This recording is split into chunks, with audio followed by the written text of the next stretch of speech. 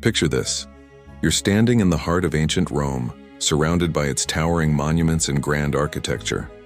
The air buzzes with excitement as thousands gather in the public square for a major event. But something's off. Everyone is wearing white.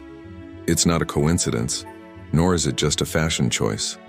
It's a regulation, enforced by the Roman government, one that influenced not just what people wore, but how they saw themselves and each other. Now, why would one of the greatest empires in history demand that its citizens wear white in public? What did this seemingly simple rule reveal about the power structures of the time? And how did it affect the very fabric of Roman society?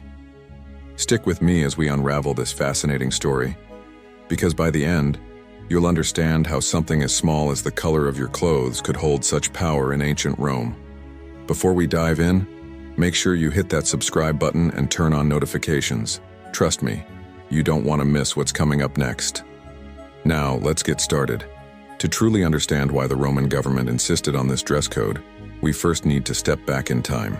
The year is 2nd century BCE, and Rome is not just a city. It's the heart of a growing empire that spans across continents. But within this vast empire, one thing remains constant: the need for control. And what better way to control people than through their appearance? You see, the color white wasn't chosen arbitrarily. In Roman society, white was more than just a color.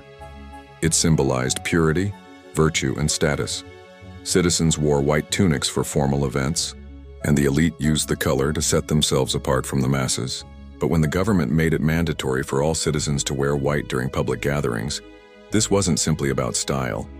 It was a direct attempt to unify the people under one common identity, and more importantly, to remind them of their place in society. But let's break it down even further. The regulation wasn't just about fashion. Imagine attending a public event, like a religious procession or a political rally. Everyone around you, from the commoners to the senators, is dressed in the same color, creating an overwhelming visual effect. This wasn't about personal expression. This was about creating an atmosphere of uniformity and order. It made the masses easier to control, and it subtly reinforced the power dynamics of the time. This rule was particularly impactful during times of social unrest, when the Roman elite needed to maintain a sense of authority over the growing population. Public events were more than just celebrations. They were opportunities to display power and control. Wearing white became a subtle but powerful way for the government to remind everyone that, regardless of status, everyone was part of the same Roman world, under the same laws, the same control. But this dress code wasn't just a tool for the elite. For the lower classes, it was a form of restriction. The rule applied to nearly everyone, not just the rich, and this could have made them feel like they were being stripped of their individuality. Could something as simple as a color really have this much influence over an entire society? To dig deeper, let's consider some examples. When Rome celebrated its grand triumphs, military victories that shaped the empire, public ceremonies and sacrifices took place. These events would often see every Roman citizen dressed in white, signaling the importance of unity during times of victory. But what about when things weren't going so well? How did the same uniformity apply to times of crisis? In the next section, we'll look at the social and political consequences of this dress code and how it shaped the lives of ordinary Romans. Stay tuned, because what we're about to uncover will reveal just how far-reaching this seemingly simple regulation truly was. Now that we've established why the Roman government enforced this dress code, let's take a closer look at its impact. What did it really mean for the lives of ordinary citizens in Rome? How did this rule shape their everyday experiences? For the elite, wearing white was an easy way to demonstrate their status. But for the common people, this mandatory uniformity wasn't just a dress code. It was a subtle form of control. Imagine being part of a crowd of thousands, all dressed in identical white tunics attending a religious or political ceremony. The effect is striking, isn't it? Everyone looks the same, moves the same, and in some ways, feels the same. There's no room for individuality, just conformity. But let's think for a moment. For the lower classes, who often had little to no power, Being forced to dress the same as everyone else during public events was a constant reminder of their place in society. It was like saying, "You may not have power, but you're still part of this greater machine." This could have been reassuring for some, but for others, it likely felt like a stifling restriction. Imagine the frustration of having no voice in a society that expects you to look and act like everyone else. But what about the social dynamics? When you gather thousands of people all wearing the same thing, it flattens differences, right? The wealthy and the poor, the powerful and the powerless, all sharing the same color. It is easy to see how this could have been both a tool for unity and a reminder of hierarchy. It's the Roman version of saying, "We are all Roman, but some of us are more Roman than others." The impact of this rule also extended into politics. Public events, especially political rallies and religious ceremonies, were one of the few places where Roman citizens could express themselves, albeit indirectly. But imagine this. When you're all wearing the same white tunic, how do you stand out? How do you make your voice heard? The answer is clear. It's all about what happens inside these events. The speeches, the rituals, the acts of power on display. White may have been the outward symbol of unity, but inside, the power struggles were very much alive. And let's not forget the long-term cultural implications.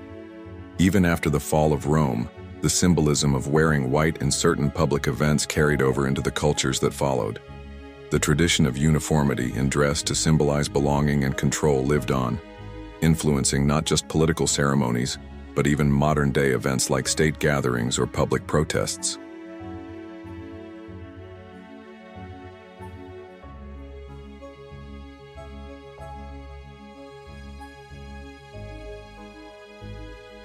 So as we explore the lasting effects of this Roman regulation, one thing becomes clear. It was never just about clothes. The color white was a tool for creating unity, maintaining control, and reinforcing power dynamics in a society where appearance could shape reality. It made sure that no matter who you were part of something larger. But at what cost? In the next section, we'll dive into the deeper cultural shifts that this dress code helped spark, and what it can teach us about the manipulation of public perception in any society. Stay with us, because the true legacy of Rome's white tunic law is something that reaches far beyond the ancient world. As we've journeyed through the story of Rome's regulation mandating white attire at public events, one thing has become abundantly clear. This wasn't just a simple fashion choice. It was a powerful tool used by the Roman government to control, unify, and shape the very fabric of Roman society.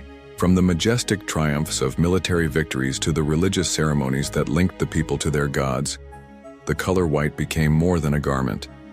It became a symbol of power, hierarchy, and collective identity. The law was as much about visual control as it was about the psychological impact on the Roman citizenry. Whether you were a senator or a commoner, when you wore white in public, you were reminded of your role in the vast machinery of Rome. But perhaps the most fascinating thing about this rule is how it resonates with us today. In modern times, we still see this idea of uniformity in clothing to create a sense of unity or control. Think of politicians, public officials, or even protests where clothing symbolizes belonging and purpose. The Romans may have used white to represent order, but the concept of controlling perception through appearance is timeless. So, as we reflect on the significance of this seemingly simple regulation, it is important to ask ourselves, what role do appearance and uniformity play in shaping our modern society? How much influence does what we wear have on how we are perceived and ultimately, how we perceive ourselves? These are questions that echo through history, reminding us that even the smallest rules can have profound consequences. Thank you for joining me on this journey through history. I hope this exploration has not only shed light on an interesting facet of Roman society, but also made you think about the lasting power of appearances and how, even today, they can shape the world around us.